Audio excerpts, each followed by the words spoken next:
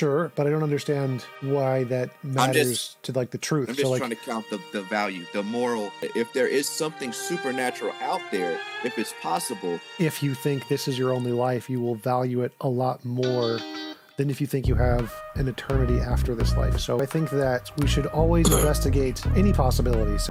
It would just be a place of not knowing. Not It's knowing like what. there's no, it just seems like in that approach, there's no way you could possibly know.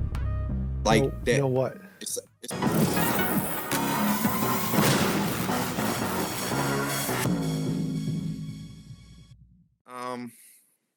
I go to church, so I study a few things. All right, it looks like we are live. So Ashlee, thanks for coming on. I really appreciate you taking the time to have a conversation with me. Would you mind telling us a little bit about yourself before we get started? Yeah, so I grew up in the church. I am very close to my dad. He's the pastor at our church, Power of Healing and Deliverance Ministries in Atlanta, Georgia.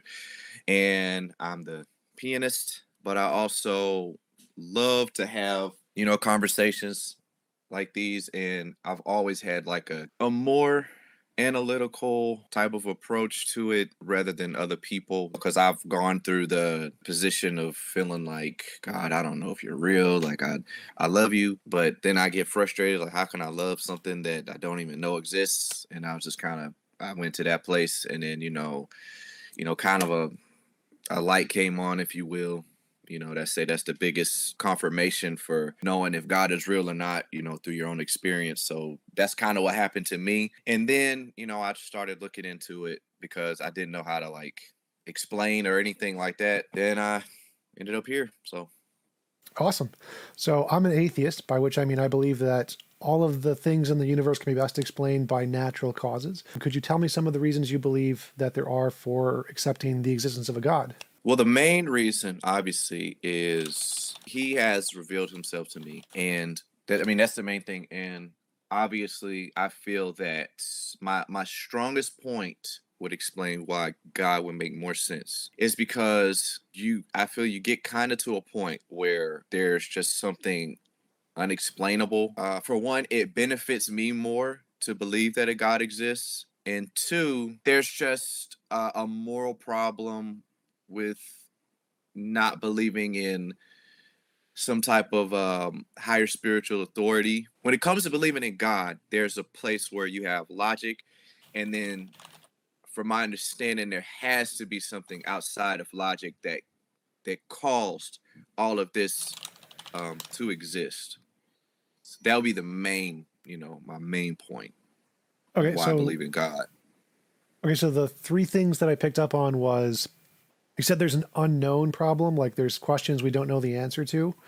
And I agree, there's lots of questions we don't know the answer to, but I don't know why it would be indicative to say that because we don't know, then it must be God. Like there's this thing in philosophy called the UFO analogy. So if I say, oh, look, a UFO, an unidentified flying object, it must be aliens. Well, that's a contradiction because you're saying it's unidentified, and then you're saying we've identified it as aliens. So if there's something we don't know, like an unknown, to say that it must be God or indicates God would be to say that you know it, and so it wouldn't be an unknown anymore.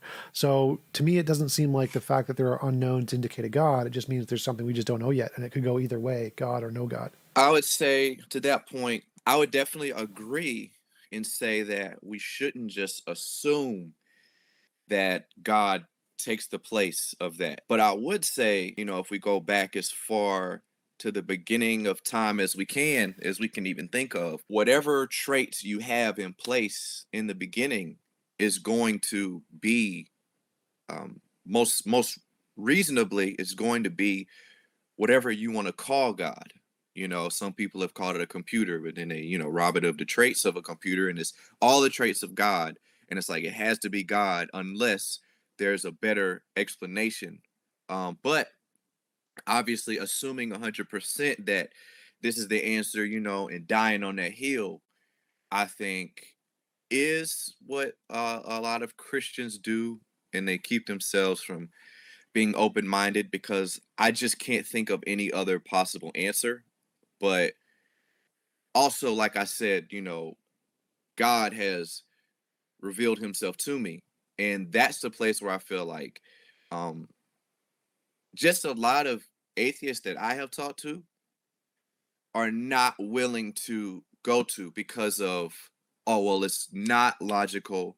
I have enough proof logically to show why I don't need to research that because because I agree it is illogical to believe in a God. But the reason why it's illogical is because God, if I'm me and I made the Sims game, the Sims characters cannot do what I can do.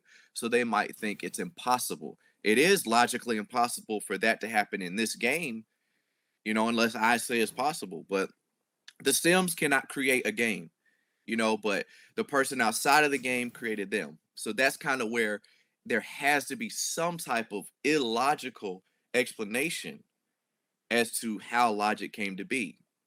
And I don't know if that's, you know, coming across clear or not. I can try to reword it. Yeah. So the first thing that comes to mind is logic, as I understand it. The laws of logic are like the law of identity, law of non-contradiction, law of the excluded middle. And so for something to be outside of logic, that means it wouldn't. It would have to like violate those three laws, and I don't understand how that could work. So let's say God existed. Could God exist and not exist at the same time? No, he So, couldn't.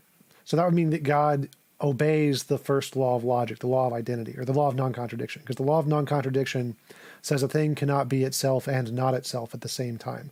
So it seems like if anything did exist outside of logic, it still should have to obey the rules of logic because it couldn't like exist and not exist.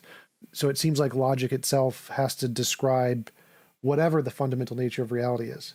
And I don't think there could be a thing that's like existing that couldn't be described by logic. Okay, and that's just specifically contradiction, right? It would be Dealing for with all of the laws. So that would just be the second one, the law of non-contradiction. The first one is the law of identity. The thing is itself. So is God himself? Is God God? Probably, I would say so.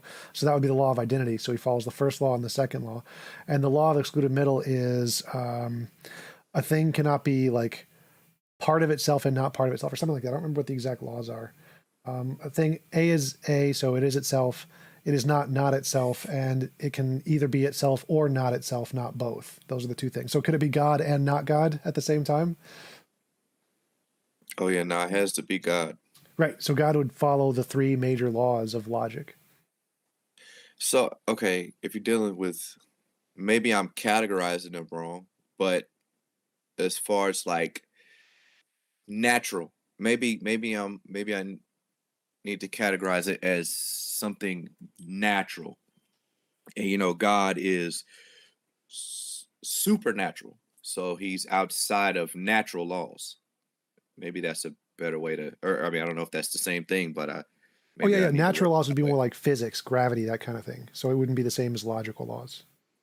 Okay, I probably just explained that wrong. So yeah, God, kind of the formula that he wrote is how we can discover, and I'm just kind of, you know, talking, but just as far as I guess like philosophical talk or whatever. But um, so God basically made this world and just kind of seeing if it works. God made this world and he made the laws that allow things to work.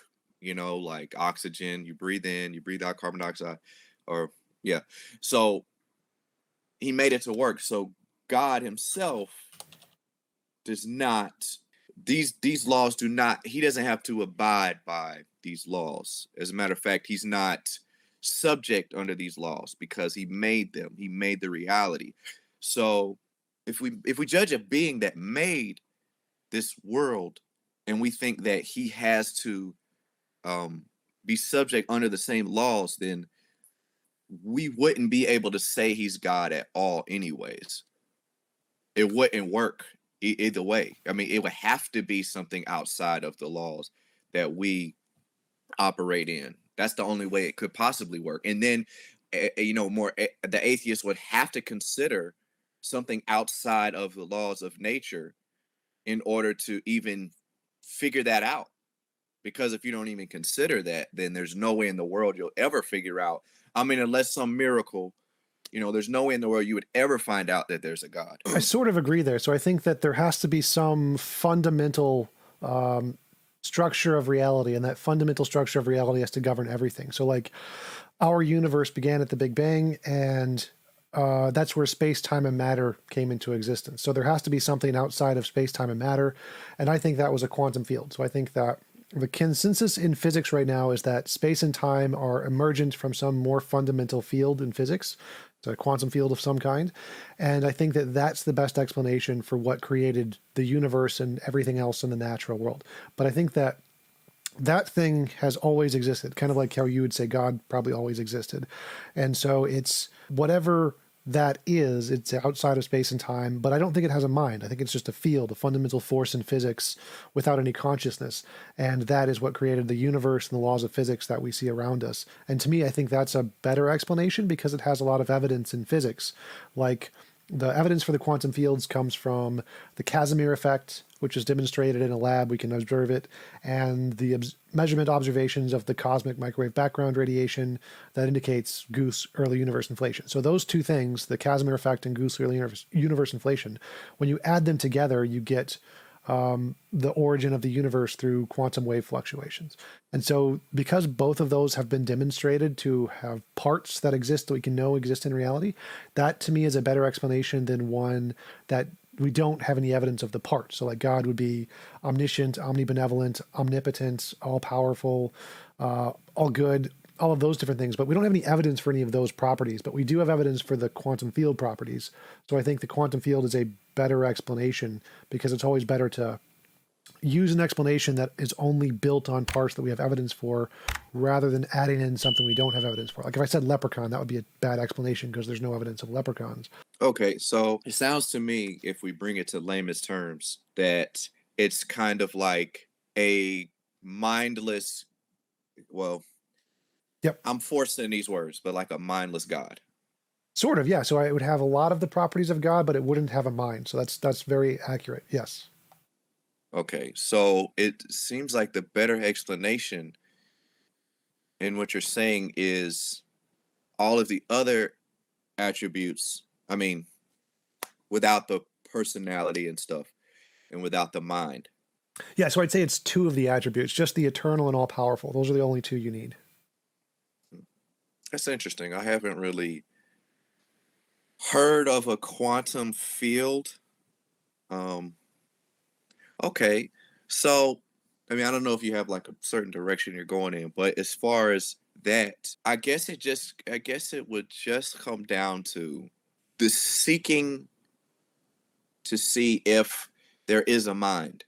Because if we assume that that's it, it can be kind of scary not knowing what randomness could possibly happen. And then how would we go about fitness? It's almost like it would just be going back to a place of it would just be a place of not knowing. Not It's knowing like what? there's no it just seems like in that approach, there's no way you could possibly know.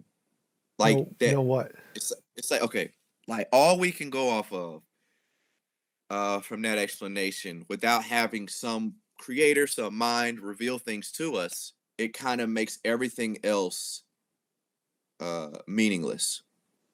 How so? It takes the meaning out of so much because first of all, if we're here for a temporary time, then our life is kind of like a tease.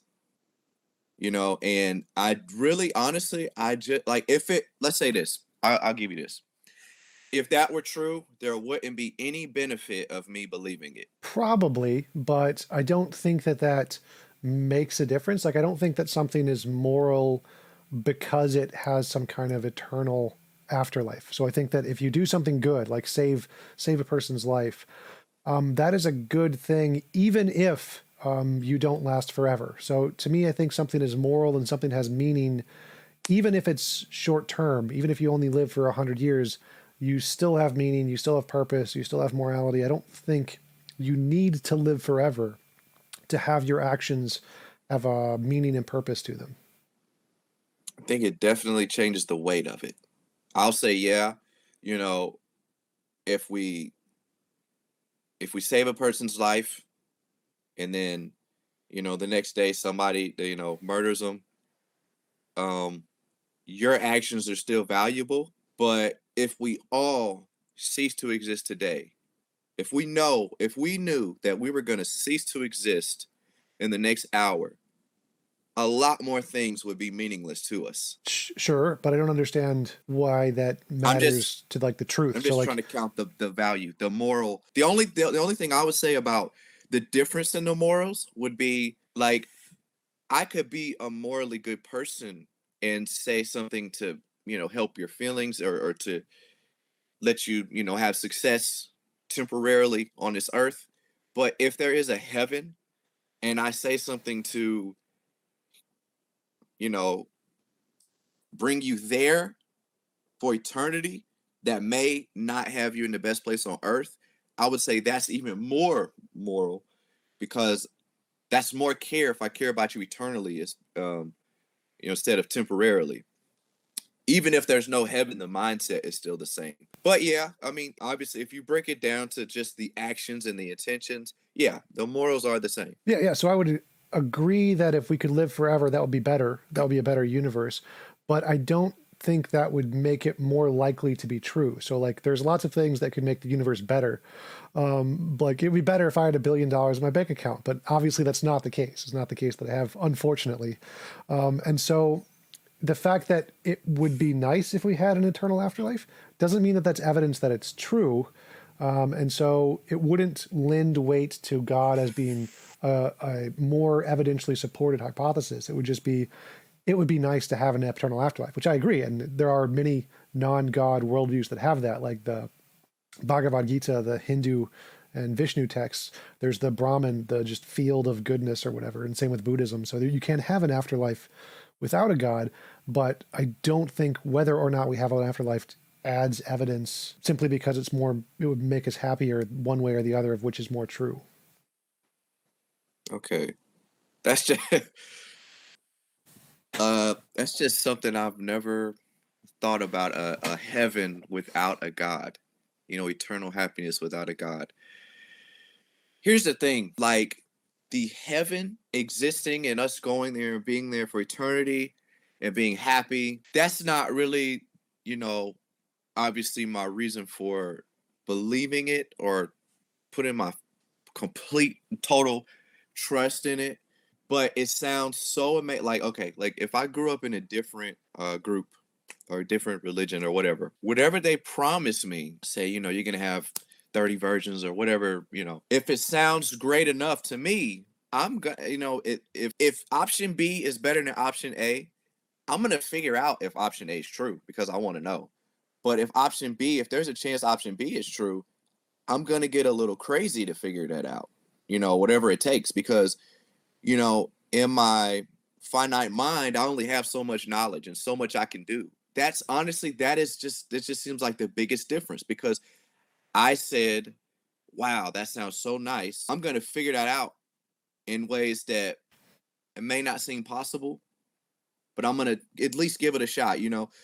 Like if you could have $1 billion and somebody told you, you just have to, get on a plane and, you know, fly to Mars, obviously you're like, that sounds crazy, but what do? You build a rocket ship and you fly that to Mars. So it's like nobody can do that yet. So you say, I'm going to try this out. And then there's a possibility from your lack of knowledge that you could accomplish this. Maybe what we call natural laws, you couldn't do it. But obviously, if somebody is promising you this money and they have a contract to Mars, and we know, oh no, there's no way to get to Mars, that's gonna put some type of thought process. It's gonna change something, possibly. You know what? Let me think differently outside of what everyone else has told me. And it can begin to rewire your brain to find things that people thought were impossible. And that's kind of how I think about it. If there is something supernatural out there, if it's possible, all of these movies, you know, with this magic and these supernatural things, like all of that came from just some random thought from somebody one day. That's the part that's just so hard for me to believe. And I'm separating my experience, from what I'm saying, because obviously, that is the confirmation. But I just feel like that to me has just I mean, I've listened to, when I was growing up, I listened to Jacqueline Glenn. I was like, oh my gosh, she's just making so much sense. Like, I don't know, bro. Like, and that's honestly, she's probably like the first person that really made me think, like, yo, there might not be a God. Dang, that's just gonna suck, like, because my whole life has been dependent upon, this amazing thing. But I had to sit there and be like, yo, I don't know what I'm gonna do, but I'm kind of like, if I'm talking to a Trinitarian, I'm ready to accept and go to your church if I have to. Jehovah's Witness, I've been to the Kingdom Hall. I'm like, yo, if you tell me that this is real and you prove it to me, I'm gonna I'm ready to leave my church. You know what I'm saying? It doesn't matter. Like, it's just the atheist thing. The only, like, if I didn't have this experience, and I know, like, you've probably heard so many people say this, but it's just the fact that I've talked to so many atheists that just say there's no reason for me to even look in that direction, because it's just so it just makes no sense to me. Yeah, I would agree with you. I think that we should always investigate any possibility. So I'm a big on science guy. And so if any hypothesis makes testable predictions and they can be confirmed, I consider that evidence for the hypothesis. So, for example, one of the religions that I think has the best evidence is Hinduism, because in the Bhagavad Gita, it predicts the age of the earth is 4.3 billion years old. That's very, very accurate. It's like 95% accurate. And so because they were able to predict the age of the earth 6,000 years ago, back when the Bhagavad Gita was written, before anybody knew anything about science, I think that's a really good piece of evidence. And if it made lots of those, that would be really good evidence that they were correct. So I would say that it's wrong for atheists to just dismiss the possibility of the supernatural, and we should always be willing to investigate whether or not the supernatural is there.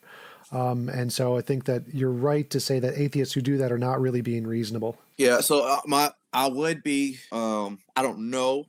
I mean, I would guess that some people have maybe tried to, it's not even really about a church thing, but that environment can help. I'm not like, oh, if you don't go to church, you're going to hell. It's such a, an environment. Like me, I don't mind stepping in people's environments. Like, it's a lot of Christians that be like, I'm not talking to no atheists. What? That's crazy. So I'm willing to, like, if they're, I know they've had like some congregations of atheists who've had like certain meetings. I don't know what it's called, but like, I definitely would not mind hearing, I look at the videos and everything. So I just don't know. Has there ever been, like, I would guess there has, but like an atheist that's like sought after God in a not like a scientific way, you know, in the way that is gonna seem kind of embarrassing. It's like, would you say that, and you have to bear with me on the wording, like, if would you have a kind of a craziness for truth, or is it just kind of like calm and collect and let me just look at it, like, not really too, like, I'm just kind of desperate for it, you know what I'm saying? So I don't know if how you would describe yourself. I would probably not say I'm crazy for truth. I think that I'm more crazy for happiness. Like, there are some things I think it's okay to believe things even if they're not true, if they make you happy. So I don't think you need to believe all true things, or that you should only believe in all true things. I think it's perfectly fine to go beyond the evidence and believe things that makes you happy, even though there's not like really good evidence for it and that it's scientifically supported or whatever. But I agree with you. Like, I go to churches quite often. I'd like to start an atheist church, and there are a few of those. So I know there are lots of atheists who have genuinely sought after God and researched quite a bit. Bart Ehrman, famous atheist historian, did that for many, many years. He was such a impassioned Christian that he wanted to know everything about the Bible, and so he studied into the origins of the text and learned like 6 different languages to be able to read all the different texts, the Greek and the Aramaic and the Hebrew. And after researching the origin of the Bible, he lost his faith because he was so disillusioned by the origins of the Bible and saw that it was so human that he lost his faith. And that's the story of most atheists. Most atheists, especially in America, were devout Christians, and they lost their faith because when researching and trying to find God, they weren't able to. So I think that many atheists were genuinely searching in the way that you are talking about, crazy for truth in that way, but they just didn't find him. And so that's, I think, the reason they're atheists. Mm. And I also was going to say, as far as the Bible goes, I believe it to be 100% true, but I don't, I wouldn't stand up and, die on that hill just yet. So when it comes to like conversations like these, like I can only go so far into like, proving that the Bible is true. Like yeah, I don't have that type of experience with it to be able to make claims like that. But as far as God, like obviously, you could kind of write the experiences, everyone has certain, experiences that can be explained in different ways. So that is something that's, you know, like even like if someone said like Ashley, I just think it's, this and that, I'm not gonna get offended, but I just kind of know, what it was. I think it would end up coming down to if somehow God were not real. And like you said, like if this was more not planned, if everything just kind of didn't have a plan and a purpose and a reason why, then I don't think that believing in that would even benefit me. I think that it would be more beneficial for me to believe in a God because, to believe that eventually we're not going to exist. Like, okay, let's say that that is a fact, right? That there is no eternal life afterwards. And we just, everyone knows that there's nothing afterwards. Let's say everybody agrees. Everybody would live a lot differently. In my opinion, I think people would live worse, but that's probably debatable. But I just feel like when it comes down to it, there's no, it has to be a lot worse to believe that we just cease to exist and it doesn't keep going. It's like your favorite show just ends and there's no season coming after. Like that feeling alone on a small scale, like I don't see how there could be any benefit in me believing that. Like if it was a fact and we could prove it, all right, cool. But if we can't prove without a shadow of a doubt either A or B, then I can only go to what's going to benefit me the most with my, like you said, my happiness. Some people just want a little more freedom and not to feel ruled by a God who's telling us what to do, and that makes them happier. And I understand that, but it's just the eternal thing that outweighs it for me. Yeah, I can totally understand that. I think that belief in an afterlife does give people a lot of emotional comfort, and that definitely helps them. I don't think people would live their lives that much differently, though, because there are lots of countries that are majority atheists, and they have very similar lifestyles, very similar quality of life, happiness level. Many of them are happier in many ways, and less crime, less violence, because if you think this is your only life, you will value it a lot more than if you think you have an eternity after this life. So if someone thinks that this life is it, they're going to cherish it and protect it to a much higher degree than if they're not as worried about it because they're going to have an infinite afterlife. And so I think that if you see this life is all that there is, then that can give an elevated value to the life that you have here on earth. Whereas if you believe in an afterlife, then that person won't value it as much as somebody who thinks this is all there is. That makes a lot of sense. I'm not gonna lie, that does make a lot of sense. Um, yeah, because I've seen a lot of Christians literate, and I'm like, y'all some messed up people, bro. But yeah, I definitely get what you're saying. I think there was one disagreement I had about that though. Like the overall, yeah, um that's definitely true in a lot of ways. There was just one thing that I was thinking about when you said that. It was like, okay, you said, you're gonna cherish it more. Yeah, I guess I was thinking more in the mindset like if yeah, I was gonna say if you're gonna die and you're not gonna have anything else, then you're probably just gonna not care as much. But no, that makes sense. I think you would care more about this earth if that's all you had. Then yes, definitely. I think you're right.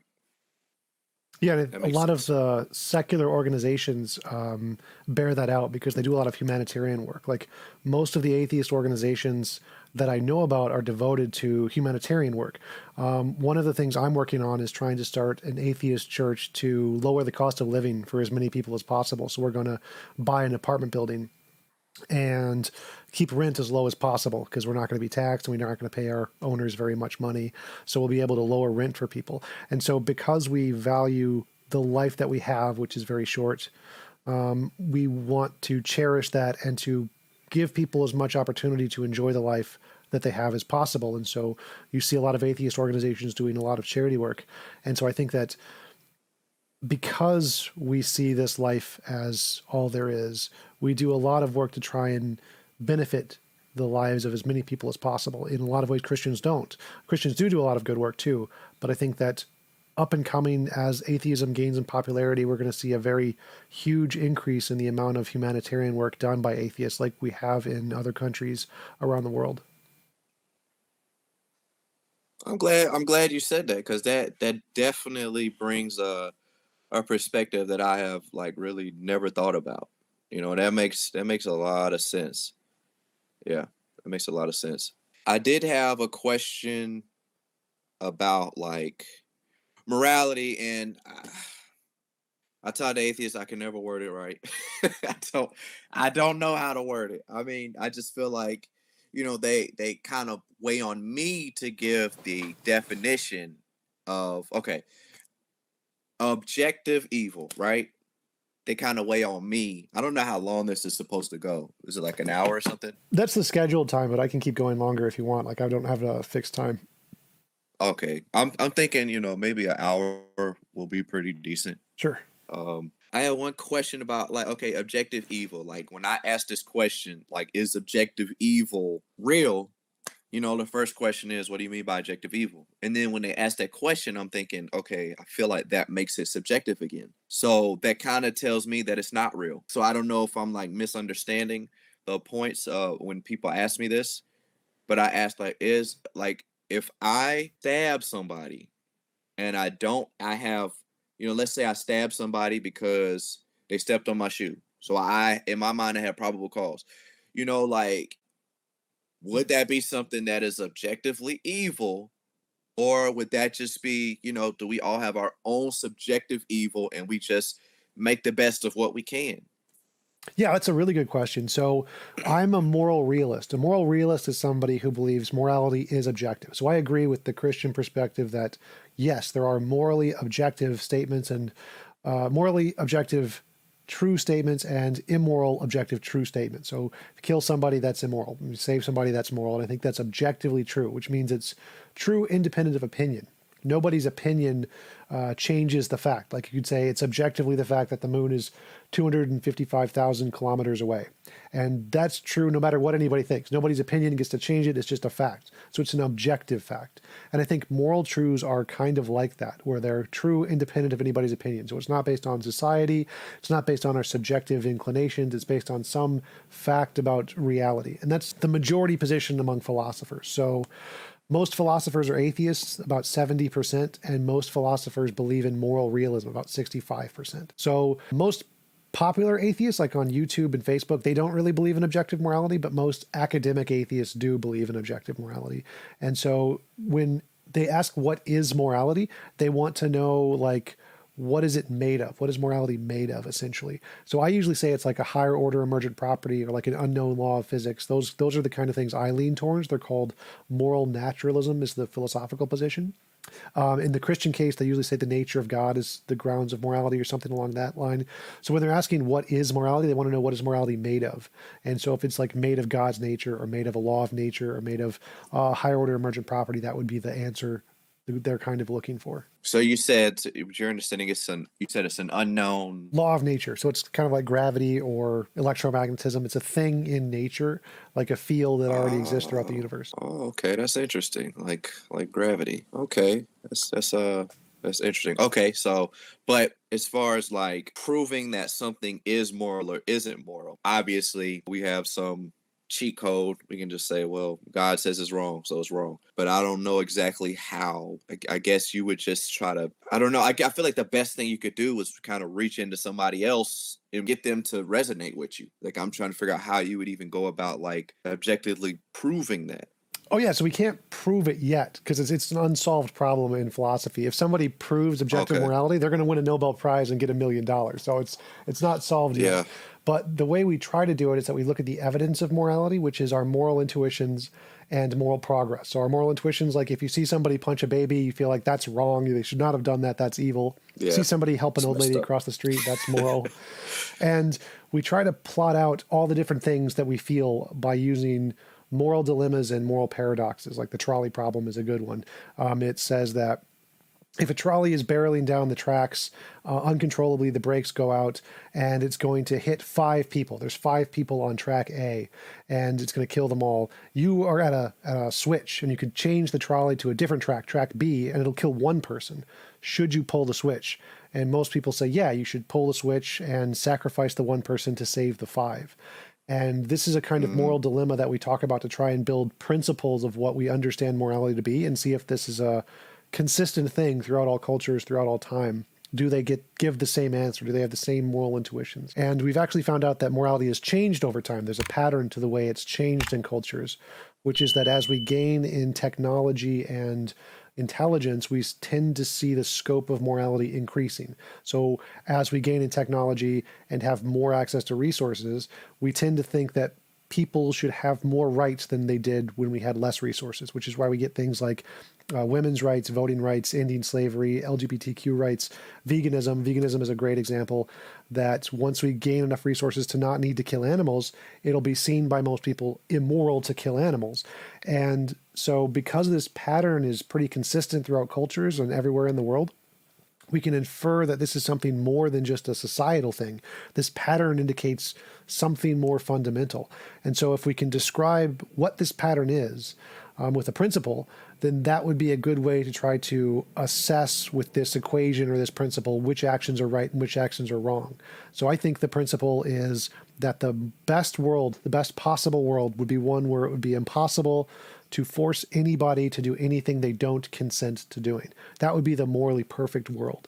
So I think that using that as a model we can use to try to assess what is moral and immoral, and we should do everything we can to maximize people's consent given our limitations. So obviously if somebody's like trying to shoot you and you have to stop them, you have to use force to stop them. So even though it's a violation of their consent, it's justified because given our limitations, there's no way to do that without harming them. I tell you, man, that's really interesting, bro. Like I'm intrigued by this conversation. So it seems like the model is to kind of go off of kind of what has worked down through history. Man, it's still like there's something. Yeah, it's like obviously where we put God in a blank, it always seems like I guess that makes sense. You know, it's like a different perspective. Like we would say, oh, well, this is God, so you don't know. You're just saying you don't know. But then what you would say every time we say we don't know something, you just want to throw God in there. You know, so it's like it's crazy, man. Like I like understanding people. You know, I don't like to like, oh no, man, like no, I'm not trying to, win nothing. But I just like this conversation. But Yeah, I'm enjoying it too. It's really pleasant talking with you. yeah, man, I never thought about it in a sense of like, the finding that pattern. But yeah, man, that's crazy. I feel like that was something else. Have you ever like debated, do you get in debates with atheists? Yes, all the time. Because I would think that you would, because the atheists I talk to, they don't sound like you. I mean, I look on YouTube, obviously, you see William Lake Craig versus, I'm just like, nah, man, no, like, yeah. Yeah, I debate with atheists all the time, especially on morality and other topics like that. It's most atheists don't agree on things. We disagree on a lot of things, especially politically. So I have done a number of debates against atheists. I think I did one week ago against, who was it? Infidel, something infidel. Mouthy Infidel is the name he goes by. He's an atheist, and we discussed it. Also done it with a few atheist professors So like Alex Malpass, I've talked with him. Walter Block, he's an atheist libertarian. Talked with him.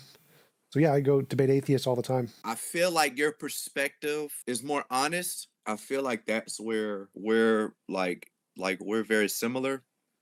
I just feel like that main difference is like I'm kind of crazy about it. Not to say that you're like, because obviously, you know, you do this for a living too, or you do this like this is what you do. So it's like the passion is kind of not like I wouldn't be so fast to so quick to say it's at a different level, but it's definitely different. It's like a different type of passion. Sure. You know, like you'll read all the books about problem. I'm just assuming stuff off of what you're saying. Um, but I will literally go in the middle of the woods in the darkness and see if God speaks to me. Fear and all. You know what I'm saying? Like it's just a different like method. Oh yeah, for sure. I think that the method that I have constructed or that I use is I start with it's my epistemology or how I know things. I start with my own experience. So cogito ergo sum, I think, therefore I am. So the first thing I can know for certain is that I exist. And then after that, I can say there's some difference between my imagination and my reality around me. Like I can imagine a unicorn. I don't see a unicorn. There's clearly two different things here. And I need some way to differentiate which ones are the real things and which ones are the imaginary ones. And the way I do that is with novel testable predictions about the future. So if I have a model that can accurately predict the future and do it successfully, that's a good reason to believe that that model describes reality and not just my imagination, because my imagination is really bad at predicting the future. Can't do that very well. So, and the method that I found that does that the best is science. Science seems to be able to do that very, very well. So for any experience I have or testimony I'm given, I put it through that same method. Can it differentiate itself from being just an imaginary thing versus a real thing? And if it can tell us something about the future, give us novel testable predictions, that's a really good reason to believe it's a real thing. But I haven't seen any of those for like the existence of a God. And so that's why I don't believe, because in the methodology I use, it requires you to be able to differentiate imaginary things from real things. And I haven't been provided that kind of evidence for a God. See, that's the thing. I would just say that's like I don't think there's any way to really get like solid evidence in that way. I don't even think that's possible, honestly. It's like this. Like if you have a purple shirt on, I don't know if it's purple or blue. I can't really tell through the camera, but if you have a purple shirt on, and then or like okay, I got glasses, and you tell me, and I say, hey, can you prove to me that I have glasses on right now? It's like, are you going to be able to do that? I think I would. It's a different mindset I got. I mean, because I'm talking about I put these on. You know what I'm saying? Yeah. So for me, I think there is a way. Like for example, I could give you an eye test. For example, I could say take off the glasses and try to read this, and I could then say put on the glasses and try to read this. And so I can say that when you seem to have the glasses on, there is some phenomenal difference in what kind of reactions you give to sense data. And with that, I can't prove it with 100% certainty that you have glasses on, but I can give good evidence to say that, yes, you probably do have glasses on. So in the case of a God, I could say that if you could pray to a God and have amputee's arms regrow or have him separate the waters in the ocean or something, or if just for a gold brick, say, God, please give me a gold brick, and a gold brick appears in front of you. That would be great evidence, because that would be predicting something in the future. If God exists and I pray to him, a gold brick will appear in front of me. I pray to God and then a gold brick appears. That's predicting the future. You've said, if God exists, here's a method, an experiment we can do, and here's the result we would expect to see. Do the experiment, see the result, great evidence. So there are ways to indicate God if he answered prayers, or if certain tests and certain religious doctrines of many different religions say if you do some certain method, God will do something or have some impact on your life. Like there's one, I think, in the Bible where it says if you put cloth in water, soak it in water, and then pray to God, he'll burst it into flames or something. I think it's in Ezekiel where that one is. And so if those happened, those would be great evidence. Or if the Bible said things like, the universe began to exist 13.8 billion years ago, or DNA is a double helix, or the Great Extinction happened 500,000 years ago. If it gave specific facts about the world that we can discover later, before anybody at the time period knew them, all of those things would be really good evidence for God. So I think it is definitely possible to provide evidence for a God. I just don't think I've found any of that kind. I think the part that you said at the end would be better for proving the Bible it was written in accuracy or more true. But I think the stuff you said at the beginning is more for God, because if the people who wrote the Bible made it, well, yeah, because okay, are you saying that could prove that God gave them the revelation of it, so Yeah. therefore? Oh, okay. Because yeah, if it said like DNA is a double helix 6,000 years ago, and they had absolutely no way to look at DNA, they had no microscopes, that would be good evidence that they got information from something that has like a greater knowledge source. Okay, I like that you said, that you were speaking about patterns, because that would be, now let's say, like a gold brick popping in my hand, like obviously, like, okay, somebody's doing this, and this is not natural, so boom, something's different. It could be multiple gods up there, something happened, but let's say it's like on a smaller scale, like how you view morality, and there's patterns, and you kind of view the patterns to kind of sense and gauge, like, find the best explanation of what we should go by. That to me is how I view God also. Like, you say you pray for things, and, it can get a little tricky, but like through a certain amount of experience, I have like prayed for certain things, and sometimes they don't happen. Sometimes they do, and it's kind of in a very strange way. And it's tricky because there's so many coincidences in the world and things that happen. But sometimes, like, let me see, there's certain, if I could think of like, okay, well, this is something that, I can't really, I was there, but I wasn't there. And I'll explain what I mean. I had seizures until I was 4. And, my dad tells me, I brought you up in the church. I brought you to the church. We prayed for you. You never had another seizure again. So that type of stuff I've seen, like, not just me, like I've seen that happen to other people. That's why it's like, let's say that God only wants those who really want him. And that's the only people that he's accepting. Yeah, it can sound immoral, but if he wrote the morals, then there's no way anybody can really disprove it. But let's say he only wants those who really love him, who really want him, who really want to find out if he's real, and not just by their words. So he's not going to show certain people things or allow them to see it. Like my vision could be healed, and an atheist could come in and see, like, just not believe it.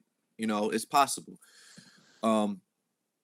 So in that type of perspective, you could have a God that only wants, and this is kind of how the Bible describes him to be.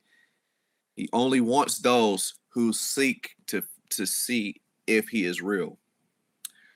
And with my experience and the way that I've, kind of studied, the patterns in my life, it's just certain things that happen even at my church and things like that, that I'm just like, okay, this, not even at that moment does this prove that God is real, but this is more evidence in my box. So it's like over time, I've just kind of got the box full now. So I'm like, yo, you know what I'm saying?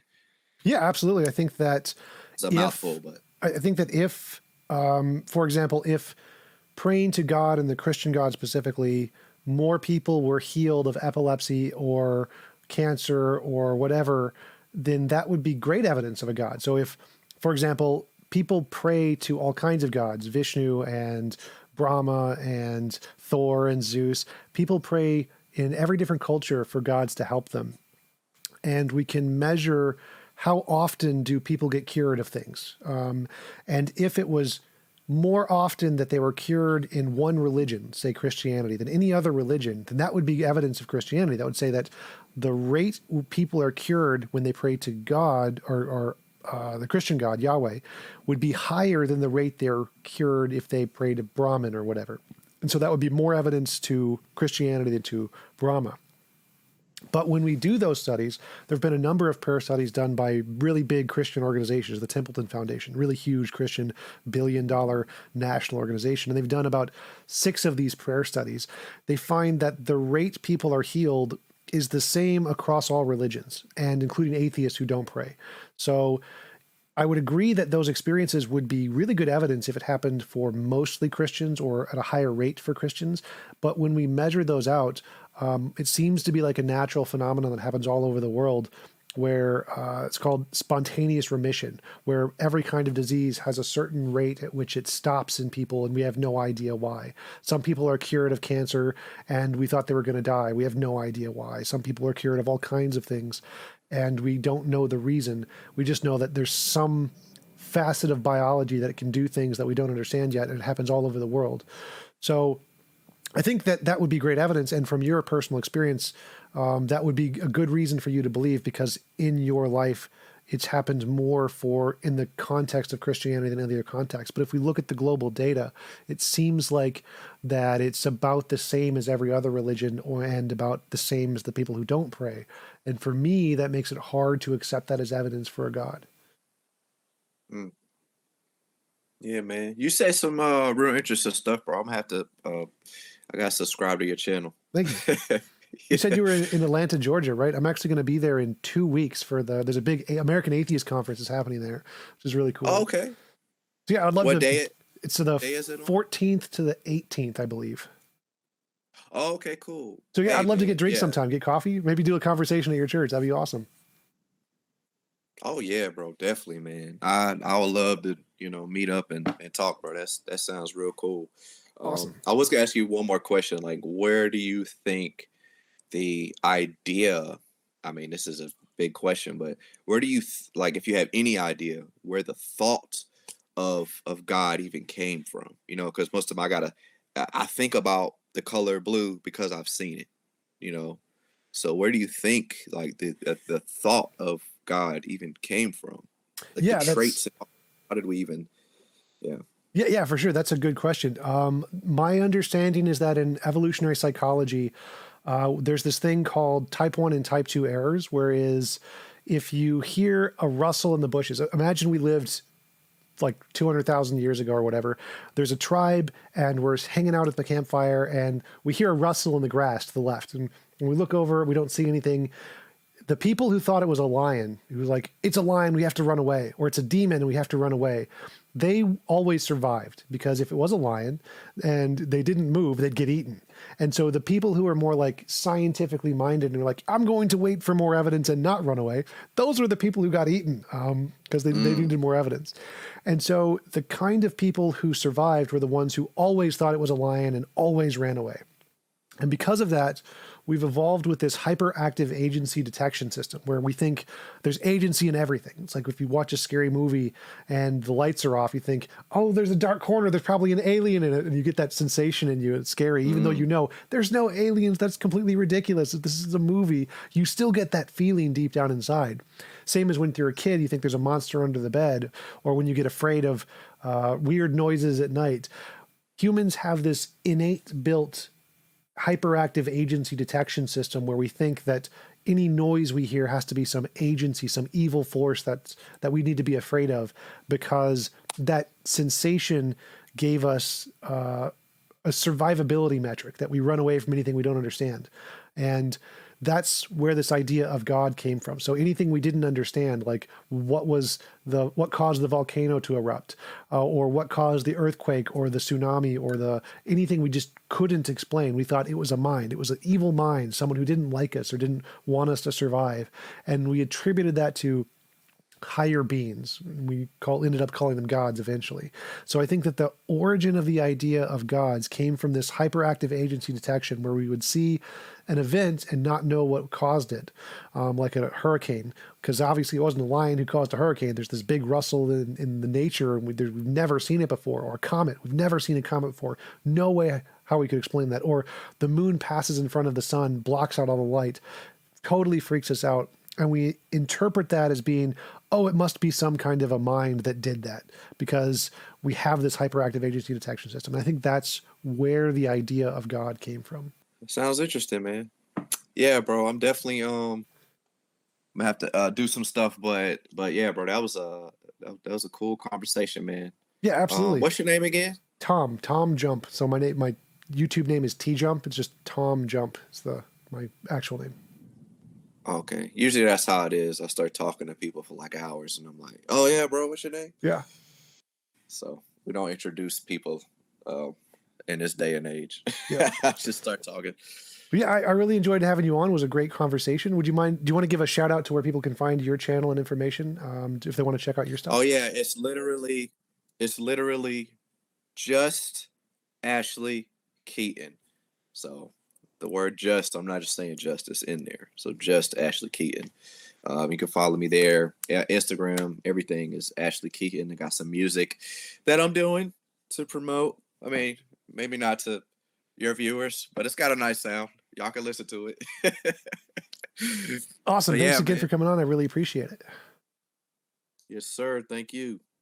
You can just close the screen whenever you want. I'm going to start the after show because I usually talk with my viewers and things afterwards. But then thanks again. And I'll talk to you. I'll send you an email, see if we can get coffee sometime when I'm down there. Oh, yeah, definitely, bro. All right, man. Have a good one. See you later. Thank you, Chris, for the super chat. Appreciate it. I was watching him talk to Ashlee. Was that his name? Ashlee Keyton. Yep. Yeah. Nice guy. He was a very nice guy. I always like it when people get lost and they're questioning, because it means they're trying to consider what you said while they're talking to you. That's what all that was. Yeah. You can recognize honest people like that a lot. How long were you talking to him for? About an hour or more? Yep. About an hour.